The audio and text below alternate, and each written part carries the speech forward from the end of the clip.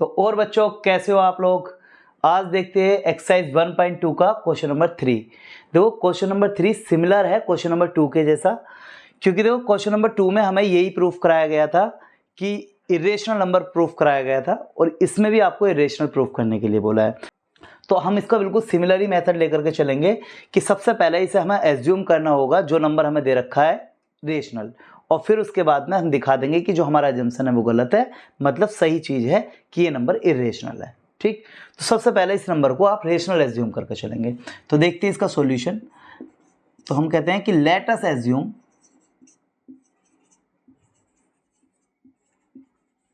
One upon under root 2 is rational. भाई ये चीज हम एज्यूम करके चलते हैं, और अगर जो हमें ये बात पता है कि जो रेशनल नंबर होते हैं वो नंबर होते हैं जिन्हें हम पी अपॉन क्यू की फॉर्म में लिख सकते हैं। तो इस नंबर को आप पी अपॉन क्यू के इक्वल लिख सकते हो। ठीक, पी अपॉन क्यू के। और देखो मेरे पास जो मेथड है वो यही है कि अंडर रूट के अंडर रूट के अंदर जो नंबर है उसे मैं वन साइड रखूंगा और बाकी सारे नंबर दूसरी तरफ।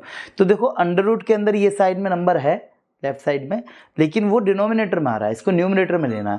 तो इसका तरीका क्या है कि आप जो भी नंबर है इन्हें इन्वर्स कर दो, मतलब लेफ्ट साइड और राइट साइड दोनों में सेम चेंज किए जा सकते हैं। इसको इन्वर्स कर दो तो इधर वाला भी इन्वर्स कर दो, बैलेंस रहेगी इक्वेशन। अंडर रूट 2 ऊपर ले जाओ, 1 नीचे ले आओ, क्यू को ऊपर ले जाओ, पी को नीचे ले आओ। इस तरीके से आप कर सकते हो। जो लेफ्ट साइड में चेंज है वही राइट साइड में, ठीक है, उससे इक्वेशन बैलेंस रहती है। तो आप देख रहे हो अंडर रूट के साथ में जो नंबर है वो वन साइड आ गया और बाकी सारे नंबर दूसरी तरफ में। अब 1 लिखो या मत लिखो उससे कोई फर्क नहीं पड़ता। देखो भाई पी अपॉन क्यू अगर रेशनल नंबर है तो क्यू अपॉन पी भी एक रेशनल नंबर है, और रेशनल के सामने वाला जो नंबर होगा वो भी रेशनल ही होगा। ठीक, ये बात तो क्वेश्चन कह रही है कि ये रेशनल है, इसके सामने भी एक रेशनल नंबर है। लेकिन हम ये बात जानते हैं कि अंडर रूट 2 एक इरेशनल नंबर है। ये फैक्ट है कि अंडर रूट 2 एक इरेशनल नंबर है, और हम कह रहे हैं कि रेशनल है। दोनों बातों में कॉन्ट्राडिक्शन आ रहा है। वो कॉन्ट्राडिक्शन आ रहा है गलत अजम्पशन की वजह से। ठीक, तो पहले हम इन्हें लैंग्वेज की फॉर्म में लिखेंगे। हम लिखते हैं q upon p is rational, so under root 2 will be rational. भाई अगर Q अपॉन P रेशनल है तो उसके सामने वाला नंबर भी तो रेशनल होगा, लेकिन ये बात हम जानते हैं कि अंडर रूट 2 क्या है, एक इरेशनल नंबर। तो हम लिख देंगे वी नो दैट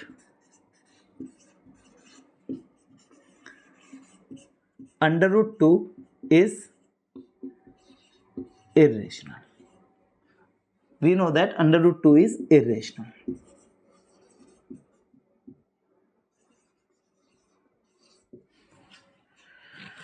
अब देखो ये बात क्वेश्चन कह रहा है कि ये रेशनल है, हम कह रहे हैं इरेशनल है। दोनों बातों में कॉन्ट्रडिक्शन आ रहा है, वो आ रहा है गलत अजम्पशन की वजह से। तो हम लिख देंगे so our assumption is wrong.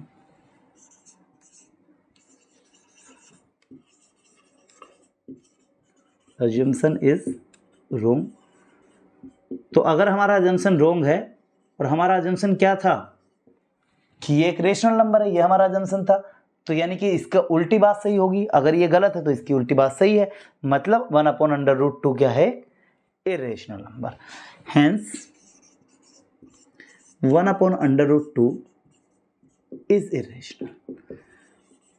तो ये था इसका फर्स्ट पार्ट। इसका सेकंड पार्ट देखते हैं। देखो सेकंड पार्ट भी इसका सेम ही है। सेकंड पार्ट इसका है 7 अंडर रूट 5।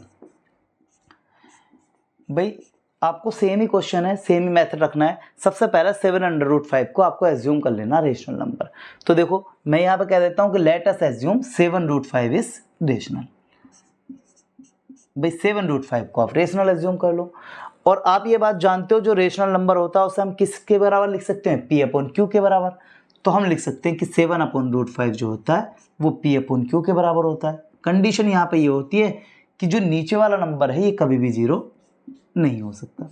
ठीक, लेकिन हमें क्या ध्यान देना है कि जो अंडर रूट के अंदर नंबर है वो वन साइड, बाकी सारे नंबर दूसरी तरफ।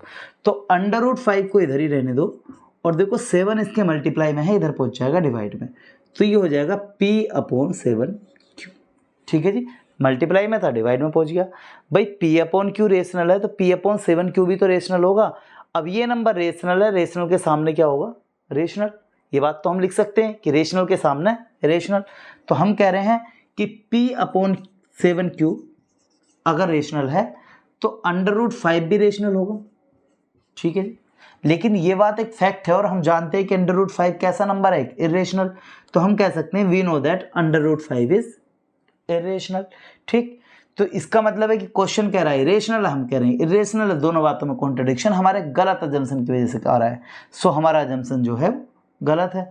तो सही अजम्पशन क्या होगा, यानी कि सही चीज़ क्या होगी, वो होगी आपकी कि 7 √5 एक इरेशनल नंबर है। तो हम लिख देंगे हैं 7 √5 इज इरेशनल। आपने देखा इससे पिछले वाला क्वेश्चन और ये वाला क्वेश्चन बिल्कुल सिमिलर है, कोई अंतर नहीं है दोनों क्वेश्चंस के अंदर। ठीक है, क्योंकि जो क्वेश्चंस है उनका जो फॉर्मेट है वो सेम ही है, तो हमें कुछ ज़्यादा कुछ एक्स्ट्रा करने की ज़रूरत इसमें नहीं है। चलो अब इसका थर्ड पार्ट देखते हैं।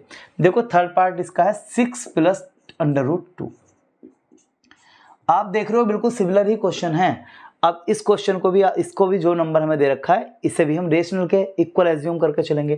तो इसे रेशनल मान लो थोड़ी देर के लिए कि let us assume 6 + √2 is rational. अगर ये नंबर रेशनल है तो इसे p अपॉन क्यू के इक्वल लिखा जा सकता है। तो 6 + √2 is equal to p upon q. लेकिन हमारे पास मेथड वही है कि अंडर के अंदर जो नंबर है उसे वन साइड और बाकी सारे नंबर दूसरी तरफ। तो 6 जो है आपका ये प्लस का है, ये पहुंच जाएगा दूसरी तरफ। तो ये हो जाएगा p अपॉन क्यू, 6 प्लस का है इधर पहुंच जाएगा माइनस का। और देखो अब यहाँ पे क्या है कि p अपॉन क्यू एक रेशनल नंबर है और 6 आपका एक रेशनल नंबर है, क्योंकि भाई इसके नीचे हम 1 तो लिख ही सकते हैं। अब रेशनल में से अगर रेशनल माइनस करते हो तो हमने क्लास 8th में पढ़ा है कि अगर एक रेशनल नंबर है उसके साथ में कोई rational number plus minus multiply या डिवाइड करते हैं तो जो आपका रिजल्ट है कंप्लीट वो हमेशा रेशनल ही आता है।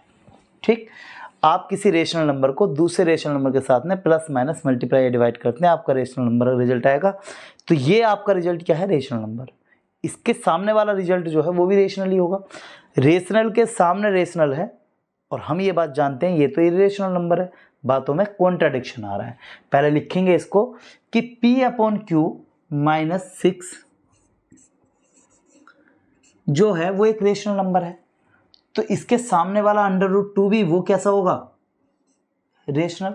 लेकिन हम ये बात जानते हैं we know that √2 is irrational number. ठीक, अगर ये बात हम इरेशनल कह रहे हैं, क्वेश्चन में रेशनल आ रहा है, दोनों बातों में कॉन्ट्रडिक्शन आ रहा है। और ये कॉन्ट्रडिक्शन क्यों आ रहा है, क्योंकि जो हमारा अजम्पशन है वो गलत है। ठीक, तो सही चीज होगी आपकी कि 6 + √2 इज इरेशनल। तो देखा आपने बाकी इनके पिछले तीनों क्वेश्चन का, तीनों चारों क्वेश्चंस का जो फॉर्मेट है वो सेम ही रहा। तो ठीक है, तो इन क्वेश्चंस को आप इजीली कर पाओगे, कोई ज़्यादा मुश्किल नहीं है। अगर इसमें अभी भी कोई दिक्कत है आपको तो कमेंट सेक्शन में बता सकते हो। आज की वीडियो में इतना ही, मिलते हैं अगली वीडियो में, तब तक के लिए बाय।